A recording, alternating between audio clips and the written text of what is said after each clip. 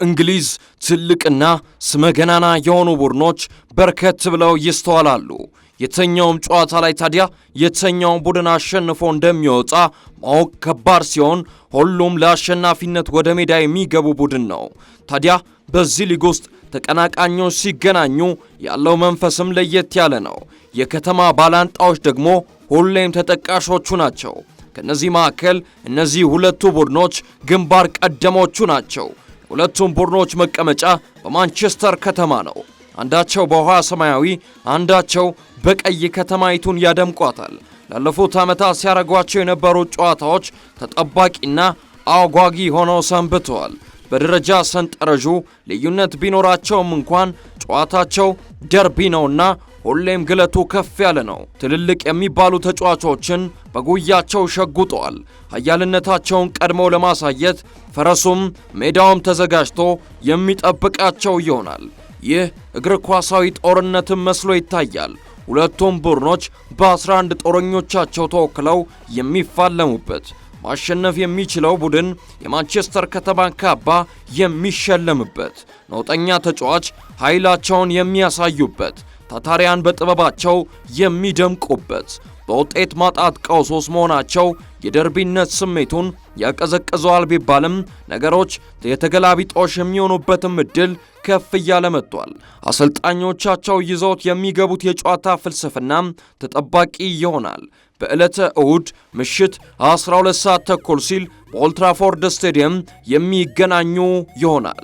በደማቁ የእንግሊዝ ፕሪሚየር ሊግ ማንቸስተር ዩናይትድ ከማንቸስተር ሲቲ ማንቹሪያን ደርቢ።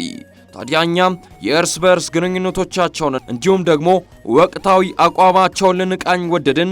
አብራችሁን ቆዩ። በተለያየ መንገድ ላይ የሚገኙ በደረጃቸው የተራራቁ ሆነው ላለፉት ዓመታት ሲገናኙ ብናስተውልም የዘንድሮ ግን ከሌላው ጊዜም ለየት ያለ ይመስላል።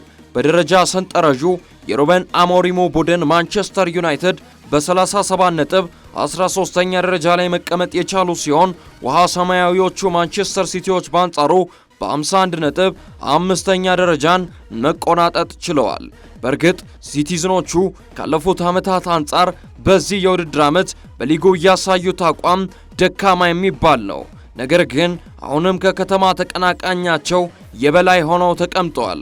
ማንቸስተር ዩናይትዶች በታሪካቸው ካዩአቸው አስከፊ የውድድር ዓመቶች መካከል ይህ ዓመት በግንባር ቀደምነት የሚጠቀሰው ሲሆን ለዚህ ደግሞ መንስኤ ተብሎ የሚጠቀሱ በርካታ ምክንያቶች እንዳሉ ተረድተናል።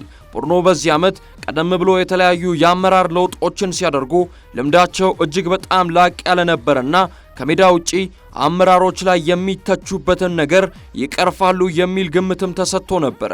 ነገር ግን በስፖርቲንግ ዳይሬክተርነት ቡድኑን እንዲመራ ተሹሞ የነበረው ዳን አሽወርዝ ይህንን የውድድር ዓመት ካጨለሙ ሰዎች መካከል አንዱ ነው ቢባል ግነት አይሆንም።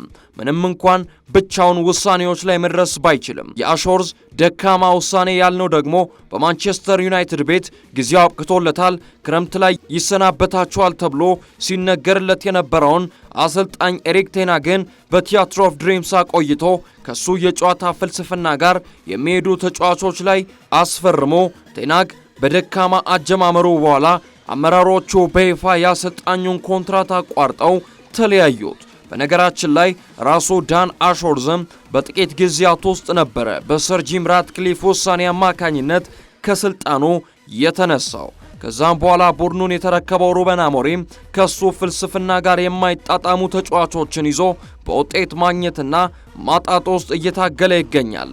አሞሪም ግን በመጀመሪያ የማንቹሪያን ደርቢ ፍጥጫው ኢታር ላይ በአማድ ዲያሎ የመጨረሻ ደቂቃ ግብ ሙሉ 3 ነጥብ ያገኘ መሆኑ በሳምንቱ አጋማሽ በኖቲንጋም ፎረስት ባደረገው ጨዋታ ከገጠመው ሽንፈት መልስ ትልቅ ተነሳሽነትን ሰንቆ የፔፕን ቡድን ይፈትናል ተብሎ ይገመታል። ነገር ግን ሲቲዝኖቹ በዚህኛው የውድድር ዓመት ዓላማ አላቸው። ያም የአውሮፓ ሻምፒየንስ ሊግ ቦታን ይዞ ማጠናቀቅ ነው። ይህም ሙሉ 3 ነጥብን ለመውሰድ በቀሪ 8 ጨዋታዎች ላይ የሞት ሽረት ትግልን እንዲያደርጉ ያስገድዳቸዋል።